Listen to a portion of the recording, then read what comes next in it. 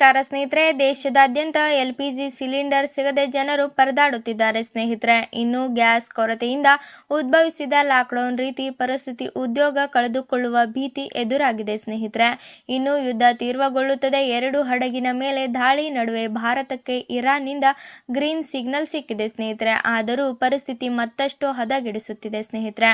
ಇನ್ನು ಭಾರತಕ್ಕೆ ಸಿಕ್ಕ ಮಹತ್ವದ ಹೇಳಿಕೆ ಏನು ಎಂಬುದನ್ನು ಸಂಪೂರ್ಣವಾಗಿ ತಿಳಿದುಕೊಳ್ಳಲು ತಪ್ಪದೆ ಈ ವಿಡಿಯೋವನ್ನು ಕೊನೆವರೆಗೂ ನೋಡಿ ಮತ್ತು ಈ ಚಾನಲ್ ಅನ್ನು ಸಬ್ಸ್ಕ್ರೈಬ್ ಮಾಡಿ ಹಾಗೂ ಪಕ್ಕದಲ್ಲೇ ಇರುವಂತಹ ಬೆಲ್ ಐಕಾನ್ ಪ್ರೆಸ್ ಮಾಡಿ ಸ್ನೇಹಿತರೆ.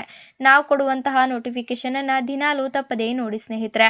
ಇನ್ನು ಮಧ್ಯ ಪ್ರಾಂತ್ಯದಲ್ಲಿ ನಡೆಯುತ್ತಿರುವ ಯುದ್ಧದ ಹಿನ್ನೆಲೆಯಲ್ಲಿ ಕರ್ನಾಟಕ ರಾಜ್ಯವು ಎಲ್ಪಿಜಿ ಸಿಲಿಂಡರ್ ಬಿಕ್ಕಟ್ಟನ್ನು ಎದುರಿಸುತ್ತಿದೆ ಸ್ನೇಹಿತರೆ.